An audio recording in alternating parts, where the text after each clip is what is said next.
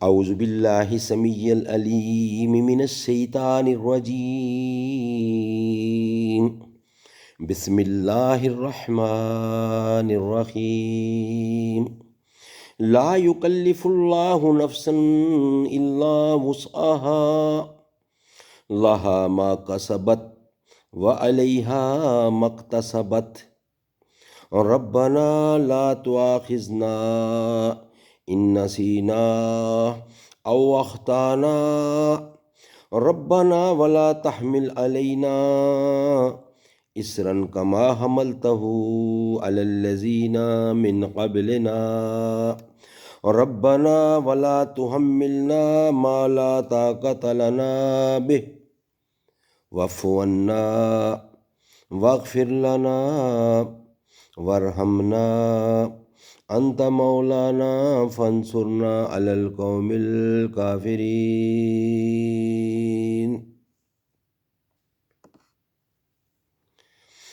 اللہ تکلیف نہیں دیتا کسی کو مگر جس قدر اس کی گنجائش ہے، اسی کو ملتا ہے جو اس نے کمایا اور اسی پر پڑتا ہے جو اس نے کیا۔ اے رب ہمارے نہ پکڑ ہم کو اگر ہم بھولیں یا چوکیں، اے رب ہمارے اور نہ رکھ ہم پر بوجھ بھاری جیسا رکھا تھا ہم سے اگلے لوگوں پر۔ اے رب ہمارے نہ اٹھوا ہم سے وہ بوجھ کہ جس کی ہم کو طاقت نہیں، اور درگزر کر ہم سے اور بخش ہم کو اور رحم کر ہم پر، تو ہی ہمارا رب ہے، مدد کر ہماری کافروں پر۔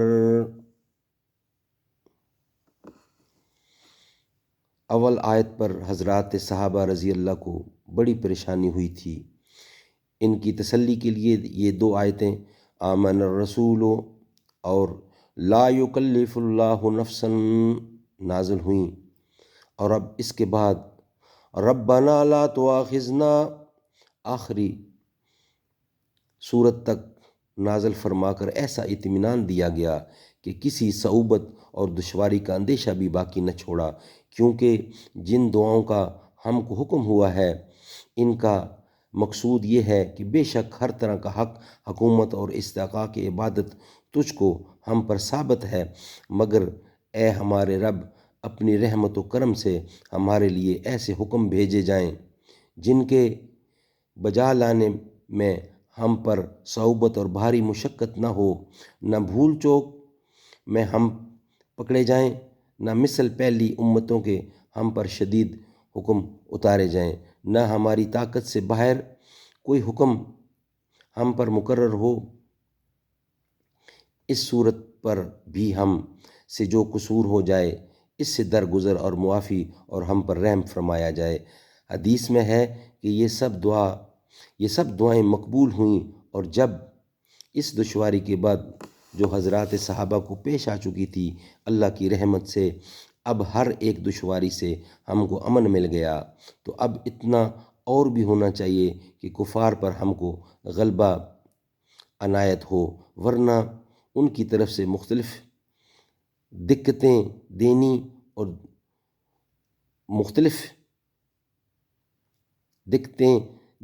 دنیوی اور دینی ہر طرح کی مزاحمتیں پیش آ کر جس صعوبت سے اللہ کر کے اللہ کے فضل سے جان بچی تھی کفار کے غلبہ کی حالت میں، پھر وہی کٹ کٹا معجب بے اطمینانی ہوگا۔ صدق اللہ العلی العظیم۔ تلک الرسل پارہ نمبر 3، البقرہ سورت نمبر 2، آیت نمبر 286۔ اس کا ترجمہ اور تشریح میں نے آپ کے سامنے پیش کی، اور یہ جو دعا ہے اللہ تعالیٰ آپ کو ہر روز پڑھنے کی توفیق عطا فرمائے۔ یہ حضور صلی اللہ علیہ وسلم کو یہ دعا بہت پسند تھی، اس کا میں نے ترجمہ اور تشریح بیان کی۔ صدق اللہ العلی العظیم۔